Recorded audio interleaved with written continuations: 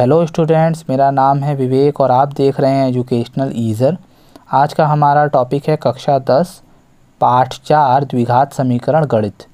ठीक है, द्विघात समीकरण वाले पाठ का मैंने कुछ और वीडियोस बनाया है जिसमें हम लोगों ने सीखा था कि द्विघात समीकरण को गुणनखंड विधि से कैसे हल करते हैं।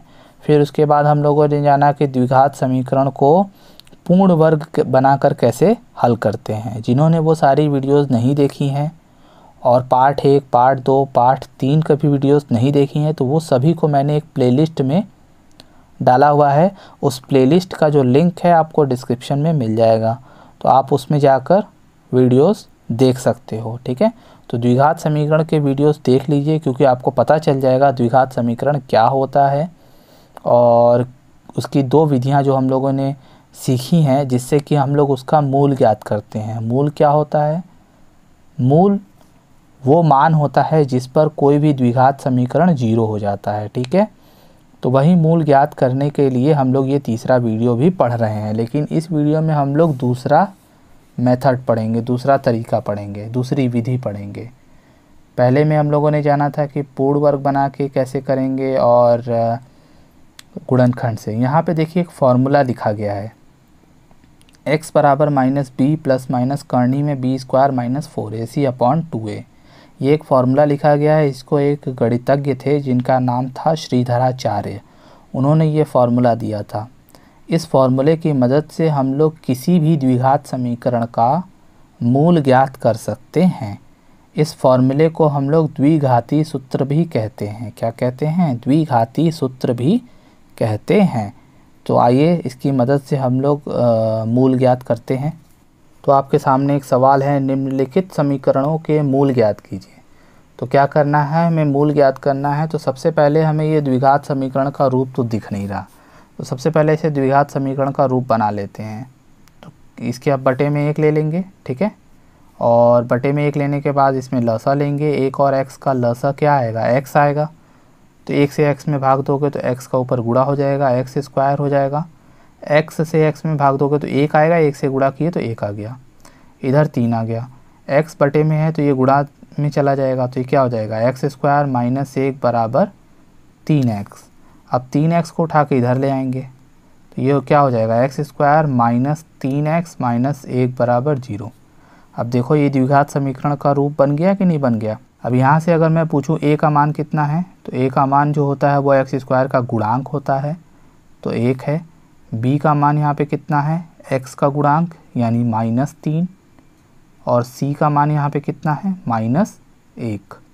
ठीक है, अब तीनों मान हमें पता चल गया। अब हम फॉर्मूला लिखते हैं। फॉर्मूला क्या है? x बराबर -b प्लस माइनस करनी में b² - 4ac बटे में 2a। थोड़ा बड़ा है फॉर्मूला, लेकिन इसको लगाओगे तो कोई भी द्विघात समीकरण हल कर सकते हो। चलो मान रखते हैं, ये माइनस है फॉर्मूले का तो लिख लिया।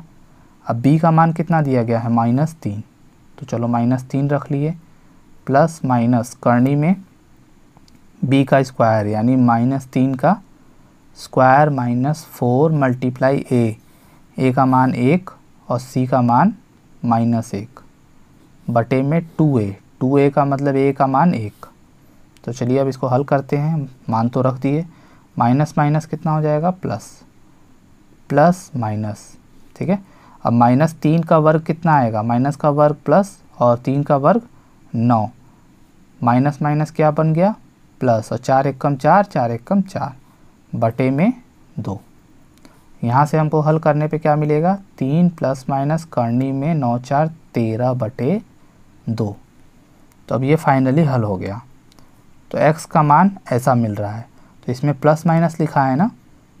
तो जैसा कि तुम लोग जानते ही होगे कि द्विघात समीकरण के घात 2 होता है। घात 2 मतलब इसके 2 मूल होंगे। तो यहाँ से भी आपको देखो 2 मान मिलेगा x का, और वह x के वो दोनों मान क्या होंगे?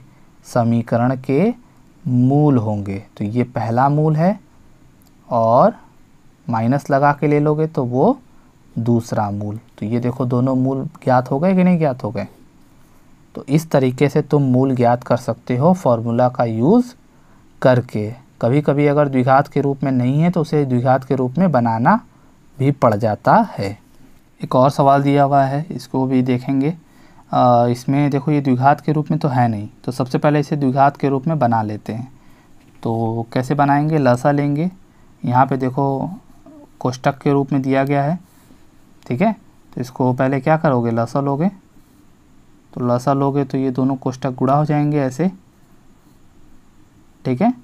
अब क्या करते हैं, इससे इसमें दोनों में भाग देंगे तो ये कट जाएगा, ये बचेगा और इसका गुणा ऊपर में हो जाएगा, तो एक से एक में गुणा होगा तो ये आ जाएगा। उसी तरह इसका भाग इन दोनों में देंगे तो ये कट जाएगा, ये बचेगा, इसका गुणा ऊपर में हो जाएगा एक से, तो क्या आ जाएगा x+4। ये लसा लेने आना चाहिए आपको और उम्मीद करता हूँ कि आपको आता ही होगा। अब माइनस का गुणा दोनों में करेंगे और कोष्टक का गुणा कोष्टक में, तो ये क्या हो जाएगा x - 7 - x - 4। क्लियर है, इसमें कोई दिक्कत नहीं है। अब क्या करेंगे हम लोग, इसका कोष्टक का गुणा करेंगे, तो x का गुणा दोनों में करोगे तो क्या मिलेगा, x² - 7x। 4 का गुणा दोनों में करोगे तो +4x, 7 चौक 28, यहाँ पे कितना आएगा 28। पहले x का गुणा दोनों में किए तो x² - 7x आ गया, फिर 4 का दोनों में गुणा कर रहे हैं ना, तो 4 × x 4x, 4 × 7 28, बराबर कितना आ गया 11/30।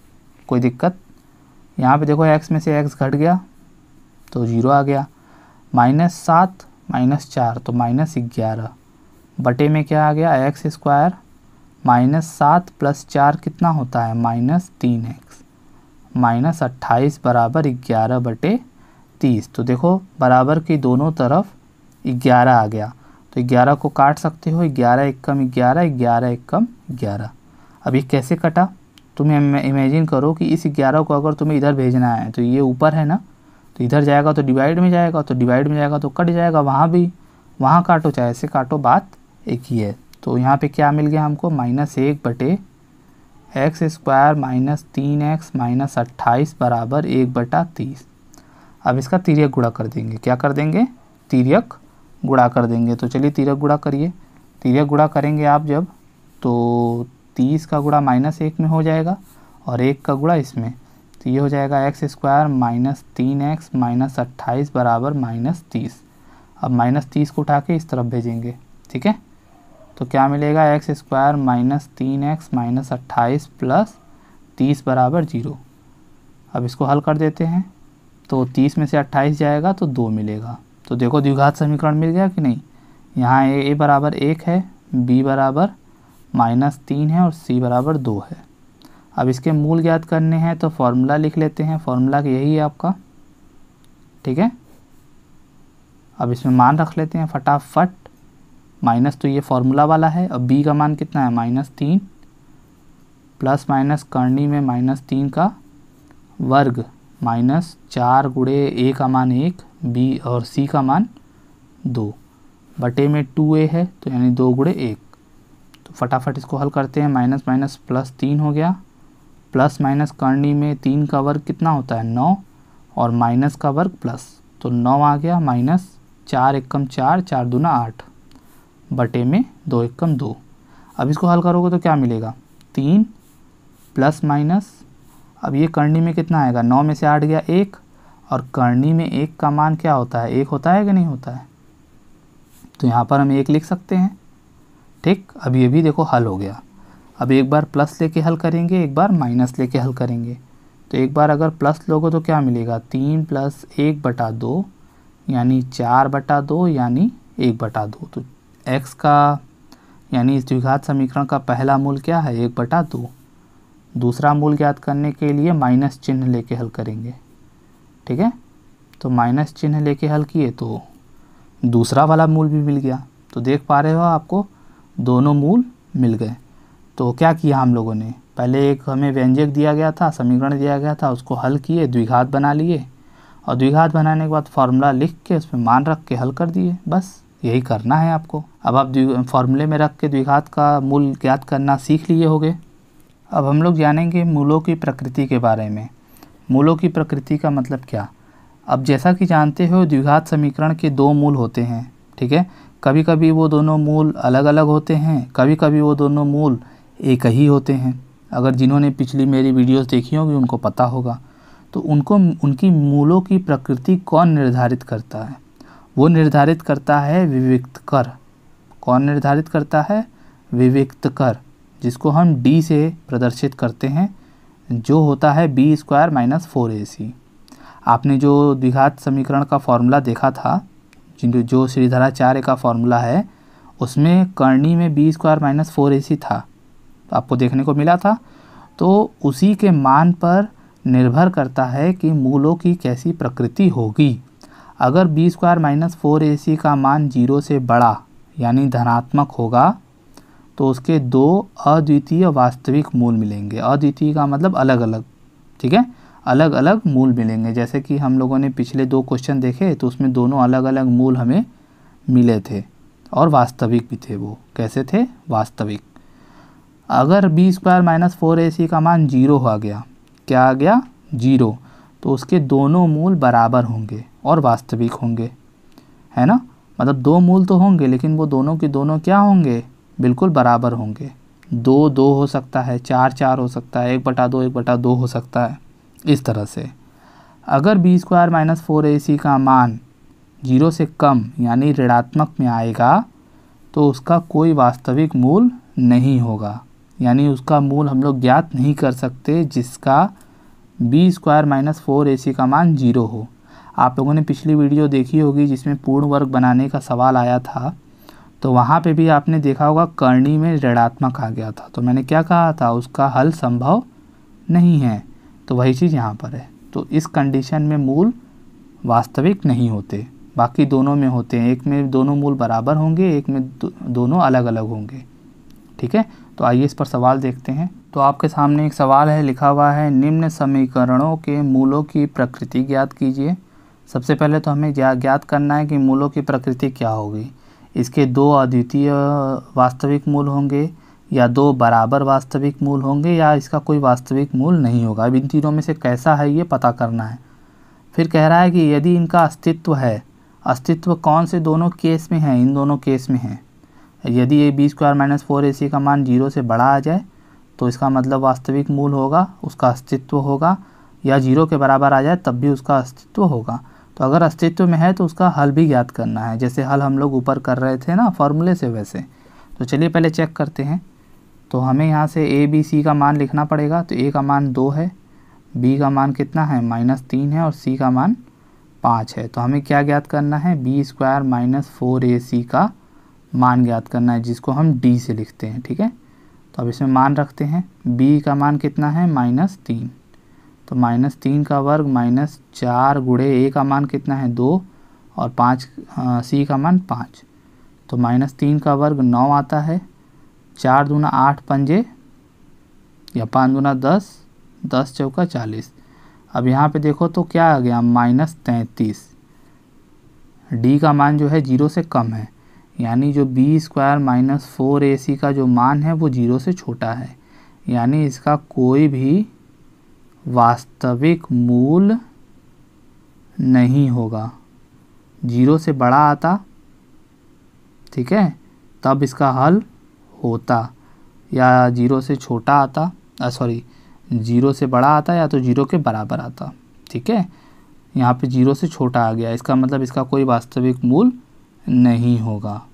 इसमें एक बात और समझ लीजिए कि यदि 2 बराबर मूल हैं, ठीक है, तो आप कह सकते हो, जैसे किसी सवाल में कह दे कि एक द्विघात समीकरण के दोनों मूल बराबर हैं, तो इसका मतलब आपको तुरंत दिमाग में आना चाहिए कि ओ, इसका जो विविक्तकर है यानी बी स्क्वायर माइनस 4ac जो है वो 0 के बराबर है, ठीक है। अगर ये कहे तो आपके दिमाग में ये आना चाहिए, अगर ये कहे तो आपके दिमाग में ये आना चाहिए, क्योंकि ये दोनों एक दूसरे से रिलेटेड हैं, ठीक है। एक और सवाल देखते हैं, इसका भी हमें मूलों की प्रकृति ज्ञात करनी है। तो सबसे पहले यहाँ पे a b c का मान लिख लें। a का मान है 3, b का मान है -4 कर्णी में 3, और c का मान है 4, ठीक है। मूलों की प्रकृति ज्ञात करने के लिए हमें क्या ज्ञात करना है? d का मान। d का मान क्या है? B square minus 4ac। तो चलिए फटाफट इसमें मान रखते हैं। b का मान कितना है? -4 कर्णी में 3 का वर्ग -4 गुणे a गुणे c, ठीक है। अब फटाफट इसको सॉल्व करते हैं। माइनस का वर्ग क्या होता है? प्लस होता है। 4 का वर्ग 16 और करनी में 3 का वर्ग होता है 3, तो 16 तियाँ 48 आ गया। 4 तिहाई 12, 12 चौक 48, यहाँ पे कितना आ गया 0, यानी डी का मान 0 आ गया। इसका मतलब b² माइनस 4ac बराबर 0। अगर ये 0 आता है तो इसके दोनों मूल कैसे होंगे, दोनों बराबर वास्तविक मूल होंगे, है ना। यही बताया गया था ना कि अगर b² माइनस 4ac का मान 0 के बराबर आ जाता है तो उसके दोनों मूल बराबर होंगे और वास्तविक होंगे। तो और ये भी कहा था कि अगर इसके दोनों मूल बराबर हैं या दोनों मूल अद्वितीय हैं तो इसका हल भी ज्ञात करो। तो हल ज्ञात करने के लिए पहले फॉर्मूला लिखेंगे। फॉर्मूला क्या है, माइनस b प्लस माइनस करनी में b² माइनस 4ac में बटा में 2a। तो फटाफट इसमें मान रखो। तो माइनस ये फॉर्मूले का है, b का मान कितना है -4 करनी में 3 प्लस माइनस करनी में b² माइनस 4ac। तो इसमें मान रखने की ज़रूरत नहीं है, आप यहाँ पे जो हल किए हो मान वही देख लो क्या आया है, 0 आया है तो यहाँ 0 रख दो, बटे में 2 गुणे 3। तो ये माइनस माइनस प्लस हो गया, तो ये कितना हो गया 4 करनी में 3 और ये तो 0 हो गया, बटे में 6, ये दोनों कट गए तो ये कितना आ गया 2 करनी में 3 बटा 6। यानी x का जो दोनों मूल है वो दोनों के दोनों मूल यही है, क्योंकि आपने यहाँ सिद्ध किया है कि इसके दोनों मूल बराबर हैं। तो देख पा रहे हो इसके दोनों मूल एक ही आ गए। तो इस तरह का पहले चेक करोगे, अगर अस्तित्व है तो आप उसको फॉर्मूले से हल कर दोगे। फॉर्मूले में रख के हल करना तो मैंने आपको बताया ही है। तो आई होप आप इस तरह के क्वेश्चन आएगा तो कर लोगे। कुछ और सवाल हम लोग के सामने हैं। लिखा हुआ है k का मान ज्ञात कीजिए, यानी ये दो समीकरण दिए गए, इसमें आपको k दिख रहा होगा, तो k का मान हमको ज्ञात करना है। कह रहा है यदि इन समीकरणों के मूल बराबर और वास्तविक हों तब। अब आप जानते हो, कह दिया ये कि इसके जो मूल है वो बराबर हैं। तो जब मूल बराबर होता है तो आपको पता है कि जो d का मान होता है वो 0 होता है। आपको यही नहीं बताया गया था कि d का मान अगर 0 हो तो मूल बराबर होते हैं। अगर यहाँ पे उल्टा कह दे कि मूल बराबर हैं तो d का मान 0 है, तो बात वही है ना। तो फटाफट a b c का मान लिख लो। a का मान यहाँ पे कितना है 2, b का मान यहाँ पे कितना है k और c का मान 3। तो फटाफट इसमें रख लेते हैं। d का मान 0 होगा। क्यों 0 होगा आपको पता है ना, क्योंकि इसके मूल बराबर हैं। यहाँ पे आप लिख सकते हो यदि मूल बराबर हैं, तो वो सवाल में ही कह दिया है कि इनके मूल बराबर हैं। तो मूल बराबर होने पर d बराबर 0 होता है। तो अब d का जो मान होता है वो b² माइनस 4ac होता है। अब इसमें मान रख दो, तो b की जगह पे क्या लिखोगे, k का वर्ग माइनस 4 गुणे 2 गुणे 3 बराबर 0। तो ये हो गया k² माइनस 4 तिहाई 12 दूना 24 बराबर 0। तो k² बराबर 24। अब k स्क्वायर है तो स्क्वायर हटाओगे तो यहाँ करनी लगेगा, तो करनी लगने के साथ साथ यहाँ प्लस माइनस भी लगेगा। जब भी आप एक तरफ से करनी स्क्वायर हटाते हो तो दूसरी तरफ करनी लगता है और साथ में प्लस माइनस भी लगता है। ठीक है, क्यों लगता है, क्योंकि ये देखो एक वर्ग है। अगर ऋणात्मक का भी वर्ग करोगे तो उतना ही आएगा, धनात्मक का भी वर्ग करोगे तो उतना ही आएगा। ठीक है, करके देख लेना। -24 लो या +24, वो आएगा 24 ही, मतलब करनी में। अब ये आ गया k का मान, तो यही आपका हल है। अब इसको चाहो तो थोड़ा सा हल कर सकते हो, और करनी में 24 को क्या लिख सकते हो 6 गुणे 4, 6 चौक 24, 4 का वर्गमूल 2 होता है, यानी ये करनी से बाहर आ सकता है, ये नहीं आ सकता। तो ये क्या हो जाएगा प्लस माइनस 2 करनी में 6। ठीक है, तो इस तरह से मूल ज्ञात, मूल नहीं है ये k का मान है, मूल नहीं है ये। यहाँ तो पहले ही कह दिया कि इसके मूल बराबर हैं। ठीक है, खाली k का मान पूछा था, तो मूल बराबर है तो d बराबर 0 करके k का मान निकाल लिए।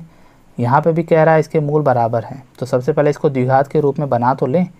द्विघात दिख नहीं रहा, तो kx का गुणा दोनों में करोगे तो ये क्या हो जाएगा kx² माइनस 2kx प्लस 6 बराबर 0। यहाँ पे a बराबर है k, b बराबर है -2k और c बराबर है 6।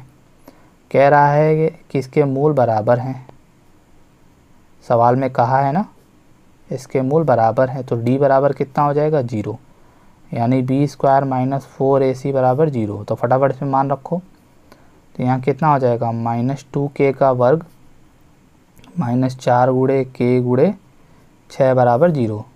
तो ये कितना हो जाएगा 2 दूना 4k² -24k बराबर 0। अब इन दोनों में से कॉमन क्या आएगा 4k, अंदर क्या बचा k - 6 बराबर 0। अब इस तरह के केस में आपको पता है कि इन दोनों को बारी बारी 0 के बराबर करेंगे।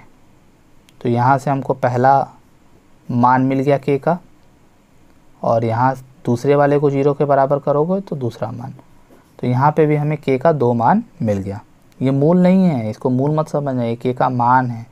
k का मान कैसे निकाले, क्योंकि ये कहा था कि इसके मूल बराबर है, तो मूल बराबर मतलब d बराबर 0, और फिर उसमें मान रख के हल कर दिए तो k का मान निकल आएगा। तो इस तरह से आपसे सवाल पूछे तो आप बिल्कुल ईजीली कर सकते हो। इसी आधार पर ये क्वेश्चंस है, पॉज करके इसको नोट कर लो, ठीक है, और इस पर प्रैक्टिस करो। जैसा मैंने वीडियो में बताया है ये उसी तरह के सवाल हैं, आप इसको कर सकते हो, ठीक है। तो इस वीडियो में इतना ही। उम्मीद करता हूँ आपको वीडियो समझ में आया होगा। समझ में आया है तो लाइक कर दीजिए। अगर कोई डाउट है आपके तो कमेंट में पूछिए सवाल अपने, मैं उसका जवाब आपको ज़रूर दूंगा, ठीक है। वीडियो को लाइक कर दीजिए, चैनल को सब्सक्राइब करिए, वीडियो को अपने दोस्तों से शेयर भी करिए। हम लोग मिलेंगे नेक्स्ट वीडियो में। Thanks for watching.